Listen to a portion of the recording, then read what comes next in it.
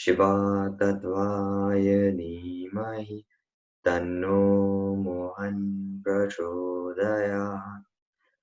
Om Parabrahmaya Vidmahe Shiva Tattvaya Dhimahi Tanno Mohan Prachodayat. Om Parabrahmaya Vidmahe Shiva Tattvaya Dhimahi Tanno Mohan Prachodayat. Om Gam Ganeshaya Namah. Om Trayambakam Yajamahe Sugandhim Pushti Vardhanam Urvarukamiva Bandhanan Mrityo Mukshayamamritat. Om Trayambakam Yajamahe Sugandhim Pushti Vardhanam Urvarukamiva Bandhanan Mrityo Mukshayamamritat. Om Trayambakam Yajamahe Sugandhim Pushti Vardhanam Urvarukamiva Bandhanan Mrityo Mukshayamamritat. Om Harlim Baglam Gyum Fat Swaha. Om Harlim Baglam Gyum Fat Swaha. Om Harlim Baglam Gyum Fat Swaha. Om Shri Gurudeva Datta. Om Shri Gurudeva Datta. Om Shri Gurudeva Datta. Om Namah Shivaya. Om Namah Shivaya. Om Namah Shivaya. Om Parabrahmane Namah. Om Parabrahmane Namah. Om Parabrahmane Namah. Om Parabrahmaya Vidmahe Shiva Tattvaya Dhimahi Tanno Mohan Prachodayat. Namaste, Jai Mohanji. Today I'll be reading chapters 20, 21 and 22 of the Sri Sai Sat Charitra. Chapter 20. Das Ganu's problem, solved by Kaka's maidservant. In this chapter, Hematpant describes how Das Ganu's problem was solved by Kaka Sahib Dikshit's maidservant. Preliminary. Sai was originally formless. He assumed the form for the sake of bhaktas. With the help of the actress Maya, he played the part of the actor in a big drama of the universe. Let us remember the visualized Sri Sai. Let us go to Shridhi and see carefully the programs after the noon Aarti. After the Aarti ceremony was over, Sai used to come out of the masjid and standing on its edge distribute udi to the devotees with very kind and loving looks. The bhaktas also got up, equal favor, clasped his feet and standing and staring at him, enjoyed the shower of udi. Baba passed handfuls of udi into the palms of devotees and marked their foreheads with udi with his fingers. The love he bore for them in his heart was boundless. Then he addressed the bhaktas as follows. O Bhau, go to take your lunch. You Anna, go to your lodgings. You Bapu, enjoy your dishes. In this way he accosted each and every devotee and sent them home. Even now, you can enjoy these sights if you bring into play your imagination. You can visualize and enjoy them. Now bringing Sai before our mental vision, let us meditate on him. From his feet upwards to his face, and prostrating before him humbly, lovingly, and respectfully, revert to the story of this chapter. Ishavasya Upanishad. Das Kanu once started to write a Marathi commentary on the Ishavaya Vasya Upanishad. Let us first give a brief idea of this Upanishad before proceeding further. It is called a Mantropanishad as it is embodied in the mantras of the Vedic Samhita. It constitutes the last or the 40th chapter of the Vajrasanya Samhita, and it is therefore called Vajrasanya Samhitopanishad. Being embodied in Vedic Samhita, this is regarded as superior to all other Upanishads, which occur in the Brahmanas and Arankyas, explanatory treatises on mantras and rituals. Not only this, other Upanishads are considered to be commentaries on truth mentioned briefly in the Ishavasya Upanishads. For instance, the biggest of the Upanishads, Brihadaranyaka Upanishad, is considered by Pandit Satwalekar to be the running commentary on Isha Upanishad. Professor R.D. Rande says, the Isha Upanishad is quite a small Upanishad, and yet it contains many hints which show an extraordinary piecing insight. Within the short compass of 18 verses, it gives a valuable mystical description of the Atman, a description of the ideal sage who stands unruffled in the mind of temptations and sorrows, and a dumbration of doctrine of Karma Yoga as later formulated, and finally a reconciliation of the claims of knowledge and works. The most valuable ideas that lies at the root of the Upanishads is that of the logical synthesis between the two opposites of knowledge and work, which are both required according to the Upanishads to be annulled in a higher synthesis.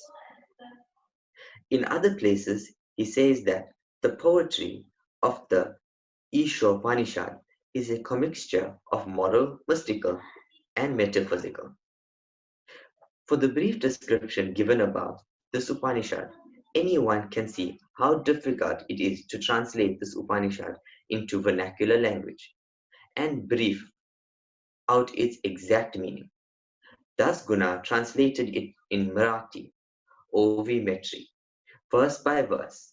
But as he did not comprehend the gist of the essence of the Upanishad, he was not satisfied with his performance. He therefore consulted some learned men regarding his doubts and difficulties and discussed with them at great length. They did not solve them, nor did they give him any rational and satisfactory explanation. So Das Guna was a little restless over this matter. Satguru, only competent and qualified to explain. As we have seen, this Upanishad is quintessence of the Vedas. It is the science of self-realization. It is the synth or weapon which can rend asunder the bondage of life and death and make us free. Therefore he thought that he who has himself attained self-realization can only give him the true or correct interpretation of the Upanishad. When nobody could satisfy Dasguna, he resolved to consult Sai Baba about this. When he got an opportunity to go to Shirdi, he saw Sai Baba, prostrated himself before him, and mentioned his difficulties about the Ishavasya Upanishad and requested him to give the correct solution. Sai Baba blessed him and said, "You need not to be anxious. There is difficulty about the matter. The mind servant of Kaka will solve your doubts at vile peril on your way home." The people who were present then and heard this thought that Baba was joking.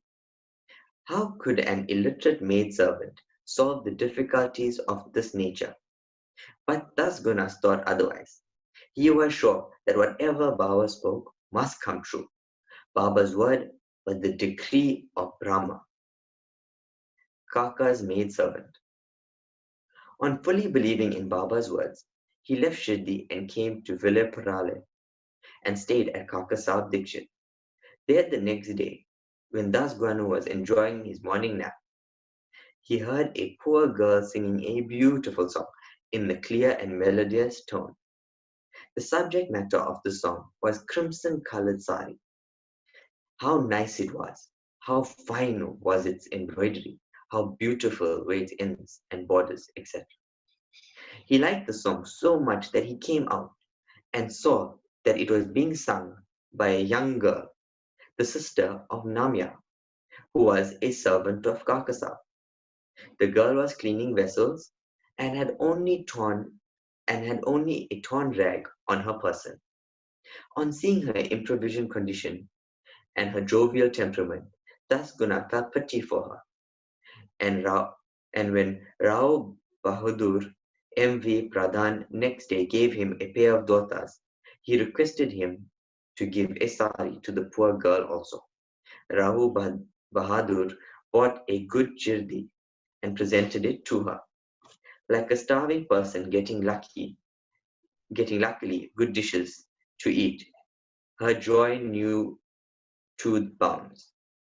Next day she wore the new sari, and out of great joy and merriment, whirled and danced around and played fugadi with the other girls and excelled them all. The day following, she kept the new sari in a box at home and came with the old and torn rags, but she looked as merry as she did the previous day. On seeing this, Das Guna's pity was transferred into admiration. He thought the girl, being poor, had to wear a torn rag, but now she had a new sari which she kept in reserve, and putting on the old rag, strutted herself, showing no trace of sorrow or dejection. Thus he realized all our feelings of pain and pleasure depend upon the attitude of our mind. On thinking deeply over the incident, he realized that a man ought to enjoy whatever God has bestowed upon him, in the firm conviction that he besets everything, from behind and before, and on all sides, and that whatever is bestowed upon him by God must be for his good. In this particular case, the impoverished condition of this girl, her torn rag, and the new sari, the donor, the dance, and the acceptance were all the parts of Lord and pervaded by him. Hence, Dasguna got a practical demonstration of the lesson of the Upanishad, the lesson of contentment, which one's own lot in the belief that whatever happens is ordained by God and is ultimately God for us. Unique method of teaching. From the above incident, the reader will see that Baba's method was unique and varied. Though Baba never left Shirdi, he sent some of Machindragad, some Kolapar or Sholapar for practicing sadhanas. To some he appeared in his usual form. To some he appeared in waking or dream state, day or night, and satisfied their desires. It is impossible to describe all the methods that Baba used in imparting instructions to his bhaktas. In this particular case, he sent Das Guna to Vail Parale, where he got his problem solved through the maid servant. To those who say that it is not necessary to send Das Gunas outside and that Baba could have personally taught him, we say that Baba followed the right or best course, or how else could Das Guna would have learnt a great lesson, that the poor maid servant and her sari pervaded by the Lord. Now we close the chapter with another beautiful extract about this Upanishad. The ethics of Ishvavasya Upanishad. One of the main features of Ishvavasya Upanishad is the ethical advice it offers, and it is interesting to note that the ethics of the Upanishad are definitely based upon the metaphysical position advanced in it. The very opening words of the Upanishad tell us that God pervades in everything. As a corollary from this metaphysical position, the ethical advice it offers is that a man ought to enjoy whatever God bestows upon him. Our firm belief is that as he pervades everything, whatever is bestowed upon him by God must be good.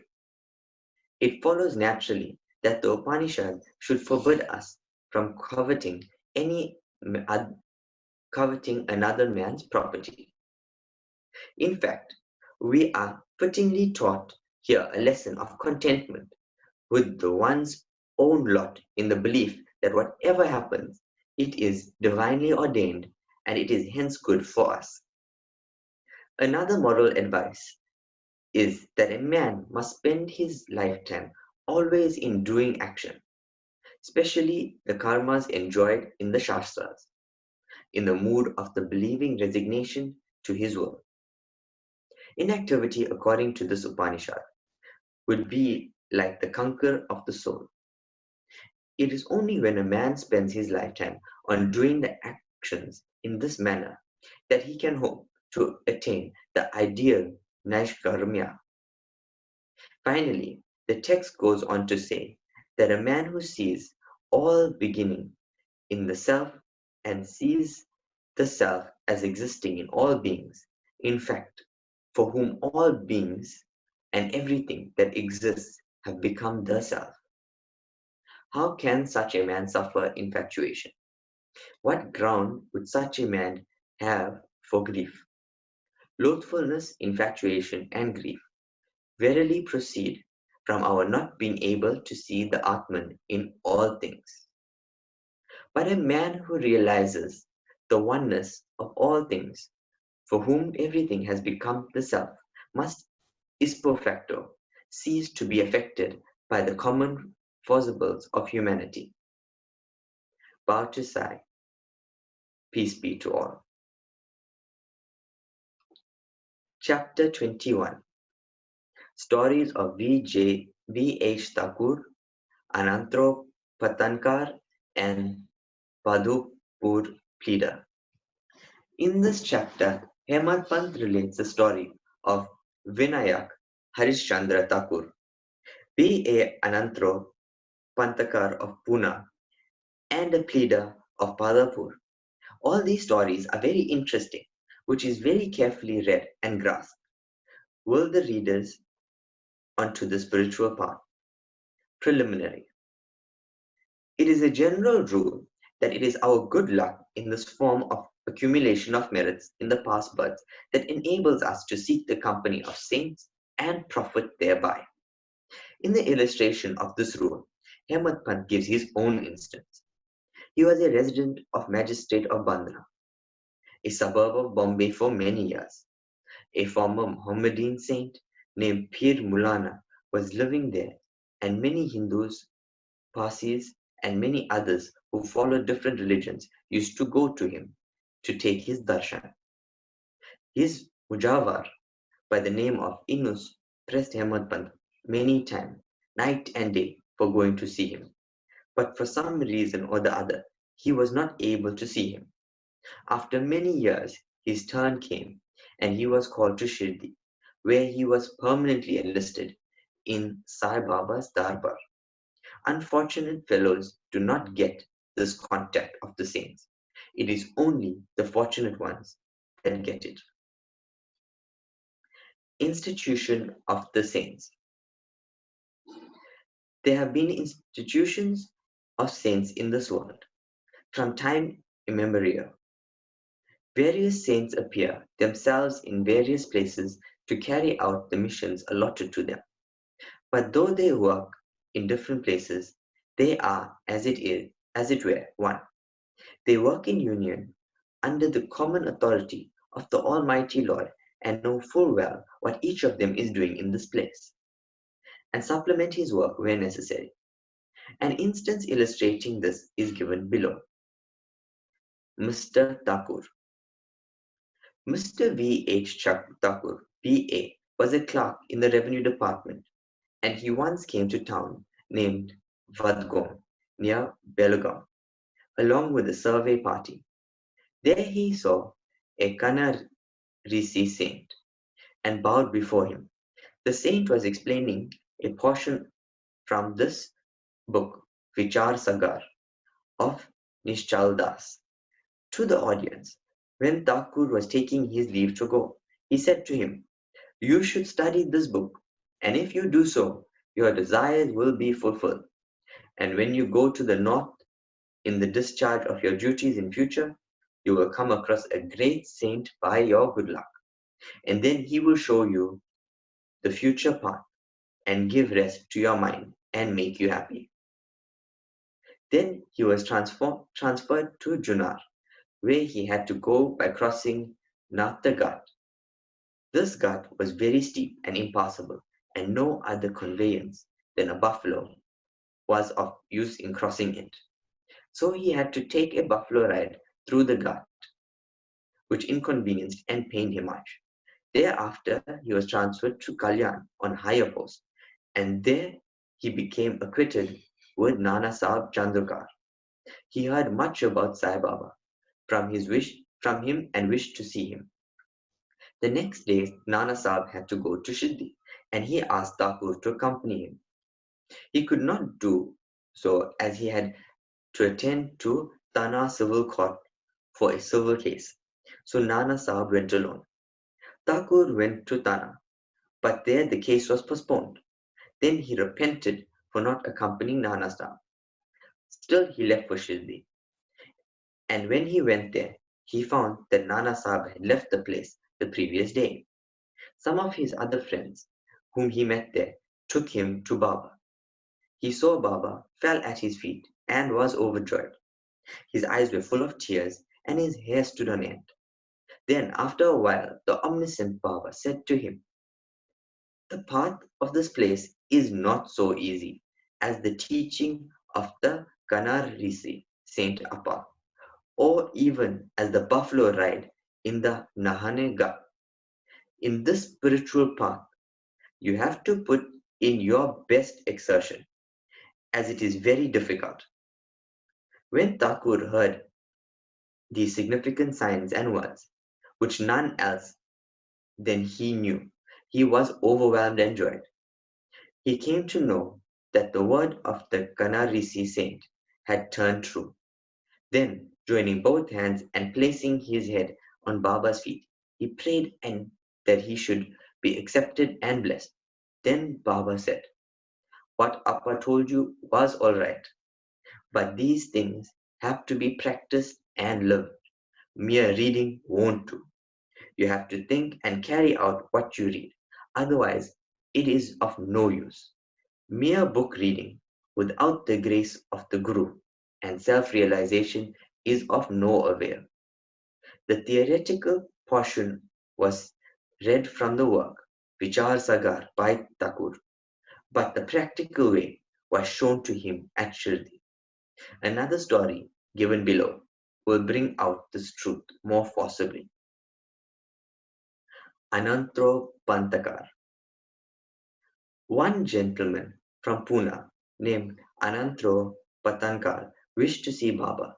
He came to Shirdi and took Baba's darshan. His eyes were appeased. He was much pleased. He fell at Baba's feet and after performing proper worship said to Baba, "I have read a lot, studied Vedas, Vedantas, Upanishads, and heard all the Puranas, but still I have not got any peace of mind. So I think that all my reading was useless. Simple, ignorant, devout persons are better than myself. Unless the mind becomes calm, all the book learning is of no avail. I have heard from many people that you easily give peace of mind to so many people by your mere glance and playful words. So I have come here. Please take pity on me and bless me." Then Baba told him a parable which was as follows. Parable of 9 balls of stool. Once a Sodagar came here. Before him a mare passed her stool. The merchant, intent on his quest, spread the end of his dhota and gathered all the 9 balls in it, and thus he got concentration, peace of mind. Mr. Patankar could not take out the meaning of the story, so he asked Ganesh Damodar, alias Dada Kar, "What does Baba mean by this?" He replied, "I too do not know all that Baba says and means. But at his inspiration, I say, what I come to know. The mare is God's grace, and the 9 balls excreted are the 9 forms or types of bhakti. Shravana, hearing; Kirtan, praying; Smarana, remembering; Padasavana, resorting to the feet; Archana, worship; Namaskara, bowing; Dasya, service; Sakyavatya, friendship; Atman Nivedana, surrender of the self. These are the 9 types of bhakti. If any of these is faithfully followed, Lord Hari will be pleased and manifest himself in the home of the devotee. All the sadhanas, japa, vocal worship, tapa, penance, yoga practice, and studying the scriptures and expounding them are quite useless unless they are accompanied by bhakti, devotion. Knowledge of the Vedas or fame as a great Gnani and mere formal bhajan are of no avail. What is wanted is loving devotion.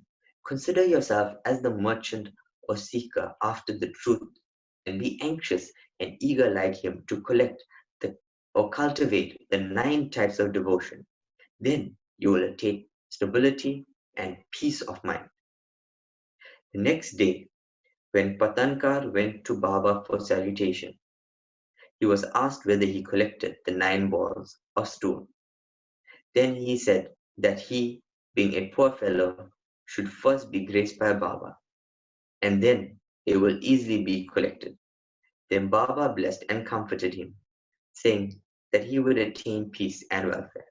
After hearing this, Patankar became overjoyed and happy. The Padanpur Pleader.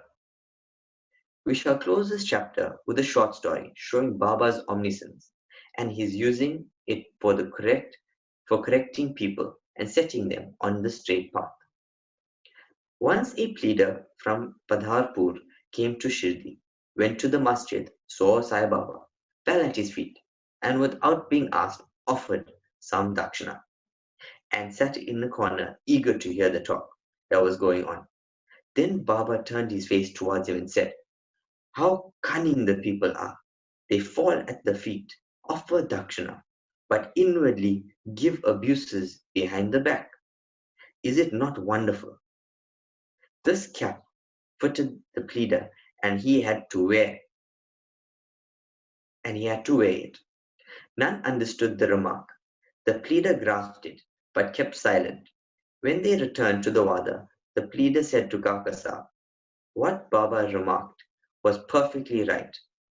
The dart was aimed at me, and it was a hint to me that I should not indulge in rivaling and scandalizing others." When the sub-judge, O Munsaf of Pandarput, came and stayed here for the improvement of his health, a discussion about this matter was going on, and in the bar room of Pandarpur, it was said or discussed there whether the ailments from which the sub-judge suffered were ever likely to be got rid of without medicines, but merely going after Sai Baba, and whether it was proper for an educated man like the sub-judge to have recourse to such methods. The sub-judge was taken to task. He was criticized, as also Sai Baba. I also took some part in this affair, and now Sai Baba showed the impropriety of my conduct. This is not to rebuke me, but a favor and advice that I should not indulge in any scandal or slander of others, and not interfere unnecessarily in others' affairs. Shirdi is about 100 kos, 3 miles distance from Pandarpur. Still Baba, by his omniscience, knew what transpired there in the bar room. The intervening places, rivers, jungles, and mountains were not a bar to his all-perceiving sight, and he could see or read the hearts of all. There was nothing secret or veiled from him. Everything far or near was plain and clear to him, as broad as daylight. Let a man be far or near, he cannot avoid the all-pervading gaze of Sai Baba. From this instant, the pleader took the lesson that he should not speak ill of others, nor unnecessarily criticize them. This evil tendency was completely got rid of and was set on the right path. Though the story refers to the pleader, still it is applicable to all. All should therefore take this lesson to heart and profit thereby. Sai Baba's greatness is unfathomable. So are his wonderful Leelas. His life is also such, for he is Parabrahma incarnate. Bow to Sri Sai, peace be to all. Chapter 22. Rescues from Serpent Bites. Bala Sahab Mirikar, Bapu Sahab Bhuti, Amir Shakar, Hemant Pant, Baba's opinion regarding killing of serpents. Preliminary. How to meditate on Baba. No one has been able to fathom the nature or the form of the Almighty. Even the Vedas and the thousand-tongued Shisha are not able to describe it fully. But the devotees cannot know and look at the form of the Lord, for they know that at his feet are the only means of their happiness. They know no other method of attaining the supreme goal of life, except meditating on his holy feet. Hemant Pant suggests an easy way of devotion and meditation as follows. As the dark fortnight of every month wears out gradually, the moonlight also wanes in the same degree, and on the same new moon day, we do not see the moon at all, nor do we get her light. Therefore, when the bright fortnight begins, people are very anxious to see the moon. On the first day, the moon is not seen, and on the second day, she is not clearly visible. Then the people are asked to see the moon through an opening between two branches of a tree. And when they begin to see through the aperture eagerly and after concentratedly, the distant, small crescent of the moon comes to their great delight. Without their ken, following this clue, let us try to see Baba's light. Look at Baba's posture. How fine it is. He is sitting with his leg folded, right leg held across the left knee. The fingers of his left hand are spread on the right foot. On the right toe are spread his two fingers, the index and middle. By this posture, Baba means to say, as it were, if you want to see my light, be egoless and most humble, and meditate on my toe, through the opening between the two branches, the index finger and middle finger. Then you will be able to see my light. This is the easiest means of attaining devotion. Now, let us turn for a moment to Baba's life. Shirdi had become a place of pilgrimage on account of Baba's stay. People from all quarters began to flock there, and both the rich and the poor began to be benefited in more ways than one. And in some form or the other, we can describe Baba's boundless love and his wonderful natural knowledge and his all-pervasiveness. Blessed is he who could experience one or all of these. Sometimes Baba observed long silence, which was, in his way, his dissertation on Brahman. At other times, he was conscious bliss incarnate, surrounded by his devotees. Sometimes he spoke in parables, and at other times indulged in wit and humor. At times he was quite unambiguous, clear, and at times he seemed enraged. Sometimes he gave his teachings in a nutshell, and other times he argued at length. Many a time he was very plain. In this, he gave varied instructions to many, according to their requirements. His life was, therefore, inscrutable beyond the ken of our mind, beyond our intellect and speech. Our longing to see his face, to talk with him, and hear his leelas was satisfied. Still, we were overflowing with joy. We can count the showers of rain encircle the wind in a leather bag, but who can gauge or measure his leelas?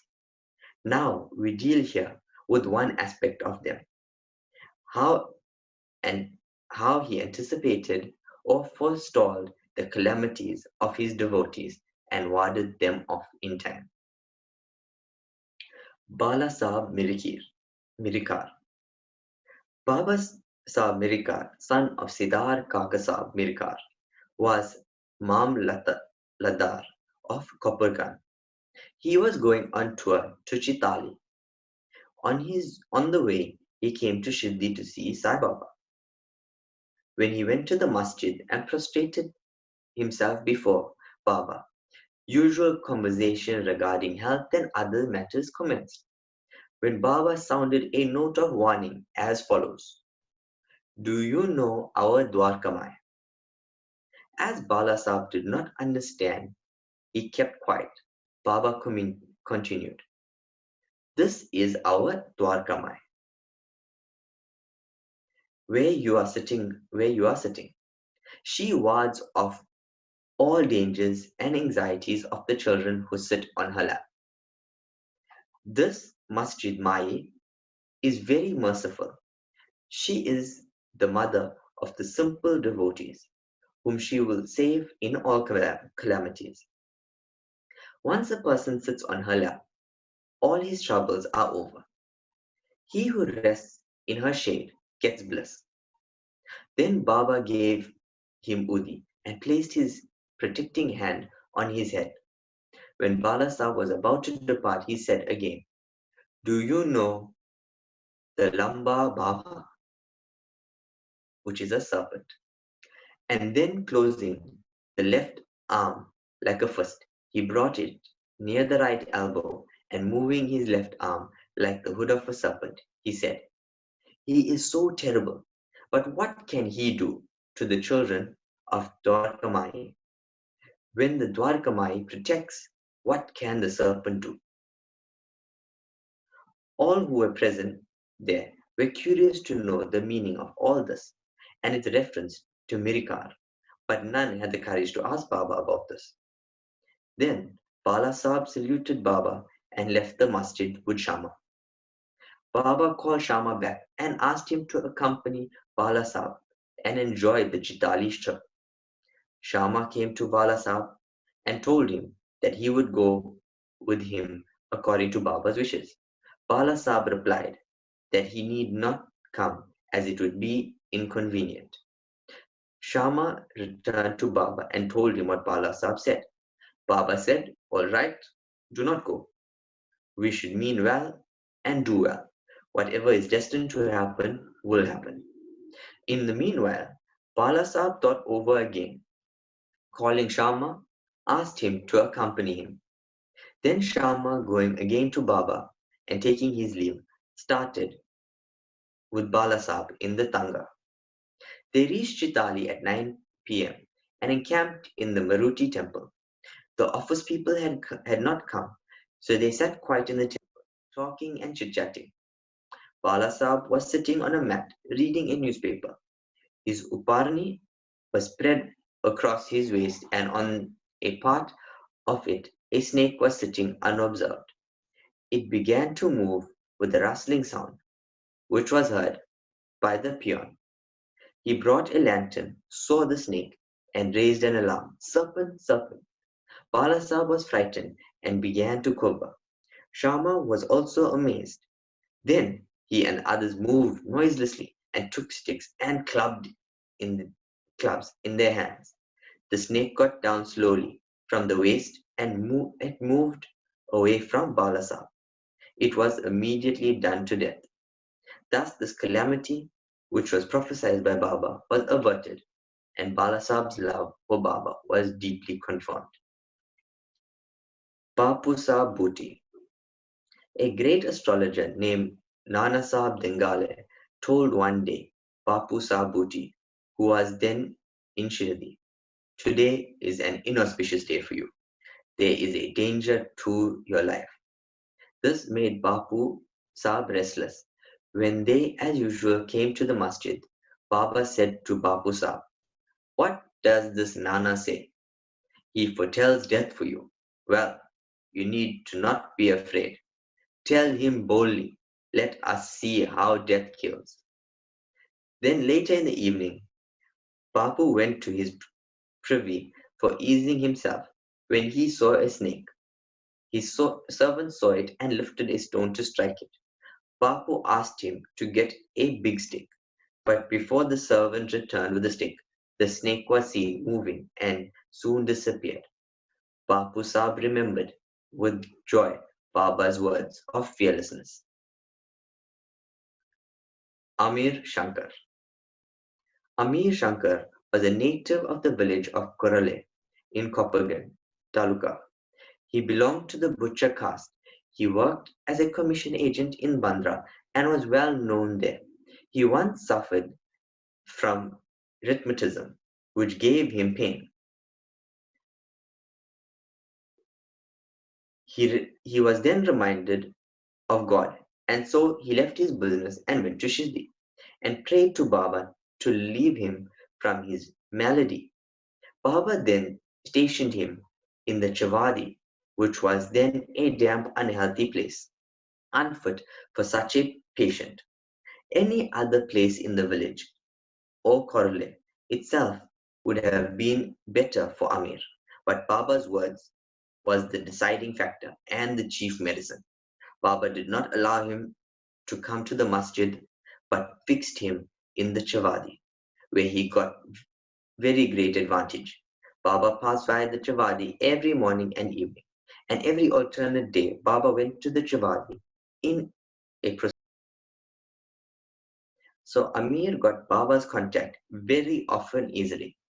Amir stayed there for full 9 months, and then somehow or the other he got disgust for the place. So one night he stealthily left the place and came to Kopagan and stayed in the Dharmashala. There he saw an old dying fakir who asked him for water. Amir brought it and gave it to him. As soon as he drank it, he passed away. Then Amir was in a fix. He thought that if he went and informed authorities, he would be held responsible for the death as he was the first and sole informant and knew something about it. He repented for his actions, leaving Shirdi without Baba's leave, and prayed to Baba. He then determined to return to Shirdi, and that same night he ran back, remembering and muttering Baba's name on the way, and reached Shirdi before daybreak and became free from anxiety. Then he lived in the Chavadi in perfect accordance with Baba's wishes and orders and got himself cured. One night it so happened that Baba cried at midnight, "Oh Abdul, some devilish creature is dashing against the side of my bed."